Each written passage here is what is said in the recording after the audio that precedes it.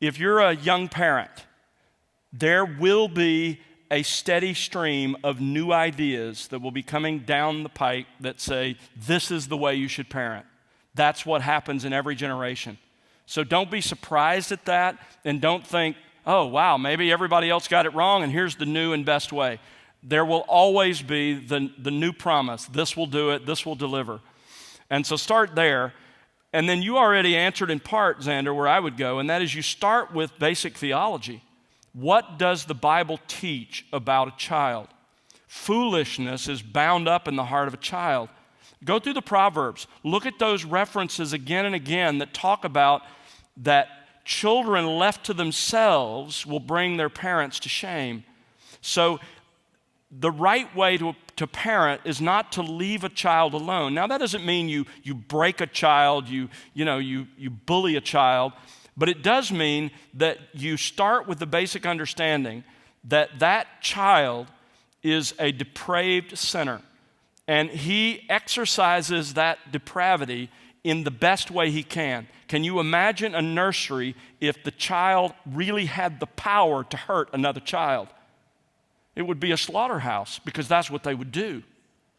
That's what's in the heart.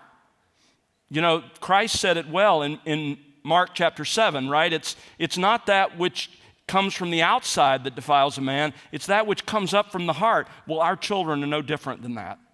It's what comes from within them that ruins everything they touch. You know, a lot of Christian parents have the idea, if I just shield my children, if I sort of pull them out of all contact with the known world, that things are going to turn out well. Well, you've got a basic problem with that. They have a fallen, sinful heart, and they will create out of their own heart the evil, that more evil than you can imagine, because that's what they're prone to do. Ultimately, they need the gospel like every other person on this planet. But in the meantime, as you're parenting them, what approach do you take? And back to your question, I would urge you to go back to how the Lord shepherds his own people. What does he do? And if you're interested, you can, I did a message when I was teaching through Ephesians on Ephesians 6, 1-4 there, where it deals with children's responsibility and parents' responsibility to children, where I developed that some, those two key words there that we're given.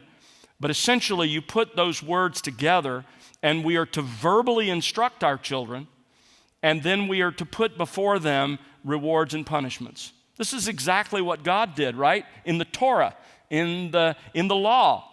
He said, here's what I expect of you, and here are rewards if you keep them, and here are punishments if you don't. It's with a heart of love and compassion for his people, and that's what our heart should be as parents.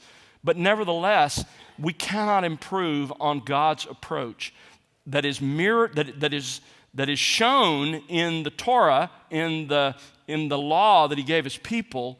It's further built into us in the Proverbs. Study the Proverbs on parenting. In fact, there's a helpful little book called Proverbs for Parenting, I think is what it's called. It basically just collects the Proverbs that will be helpful to parents into categories that you can use as you shepherd your children. My wife and I used that and appreciated it.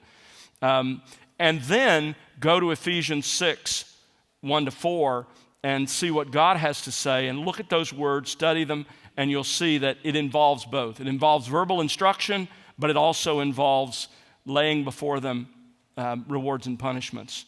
You know, I mean, again, a lot of parents can go over much on the discipline side without any positive reinforcement or encouragement.